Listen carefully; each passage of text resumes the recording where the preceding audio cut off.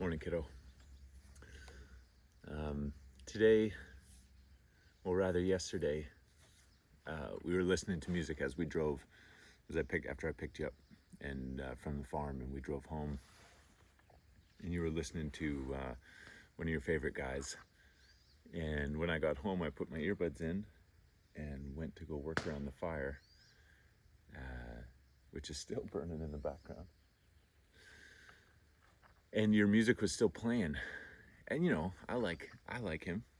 But while I was listening to it, I got this cool sense of hearing it from your perspective. And it struck me how, even though we can be sitting in the same car or on the same couch, or even yesterday, we were in the van and we each had an earbud in. So we literally have one phone with the same music, and yet we can hear it so differently. We can hear it completely differently. Now, it's the same music, the same sound waves, the exact same shape of frequency traveling through the air. The exact same, it doesn't change. And yet I hear it and experience it differently than you do. And as I was working away and listening to it, I just got this cool sense that I was getting to know you better by listening to it. And it just reminded me of being a kid. I used to put on Grandpa's records. Especially there's a British band called Moody Blues. Emotional kind of rock, but prog rock, big feelings. They did that song Nights in White Satin, you probably remember, or maybe you don't. If you don't, you should definitely listen to it. It's killer, epic outro, like a massive, long, epic thing. And it just reminded me of being a kid and having those big feelings and finding connection or release or some sort of experience in music. And so I just wanted to say thank you for sharing your music with me. And I do like it, I do. But even if I don't, even if it's not my favorite, I'm grateful that you share with me. And also I want to say to keep doing it, keep leaning into music, into art. You might find other mediums that speak to you at different points in your life. But I just really want to encourage you to push into it, because we gotta see art as having a huge mysterious component. We can't see lots of things in our lives we can understand. Science, the scientific method, balance books, even the dynamics in the trade of going to work, my time, and being rewarded with pay, and going to work and being rewarded.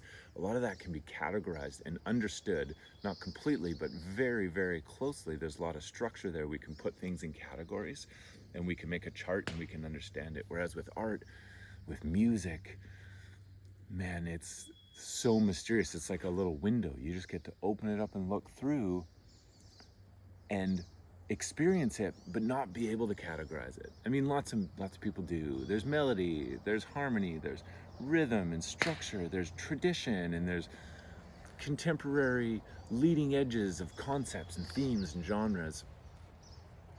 But ultimately, what happened in the van when we were driving, we both had an earbud, was we both had a totally different experience. It meant something totally different. And I think that's where the mystery lies. The mystery lies in its interface, its connection between the music, the sound waves themselves, and us. So the art, but let's say music, the art and us, and where they connect and how we take those sound waves and what we make them mean. It is beautiful and it is mysterious.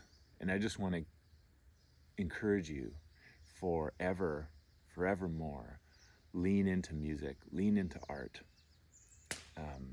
There's only a few opportunities for it to lead you astray. Hateful language, hurtful, self-derogatory, or derogatory to women especially. We talk about that a lot. But other than that, it is a place of exploration, buddy. It is a place of revelation, revealing things about yourself, about the world, things that are deeper than your thinking mind. Because I know you're like me. We have really strong and engaged thinking minds, but music and art helps us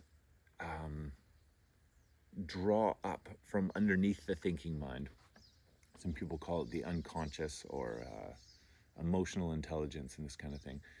Regardless of its label, there's a whole bunch of knowing that we have access to, but we can't think our way into it. So art and music helps us get there. So again, Tiger, thank you for sharing your music with me. I'm grateful that yesterday I stumbled into the opportunity to work for half an hour with your guy and his stories. And somehow I slipped into feeling what you might feel like. Even if it's all imaginary, it still made me feel more connected to you, kiddo. And I know you love music. You know I'm a musician, and music's in the house and it's been part of your life your whole life. And I know you love making music and singing, so just keep leaning into it, man. Music will be with you for your entire life. And so I just want to encourage you to keep doing that. And maybe today I'll try to leave you with a question, and let's frame that question as, if you were going to be on a desert island all by yourself, and you could only bring one type of music, not one artist or one band, and I won't give you any boundaries in how to define what type is, but what type of music would you bring with you? Think about it and see if you can't find new appreciation in the music that you love and in new music. So I think that's all for today, kiddo. I love you, buddy. I really, really love you. And I'm excited. I'm excited for today. I'm excited for your today right now. I'm excited for life. So, yeah, I love you, Tiger. Okay, bye for now.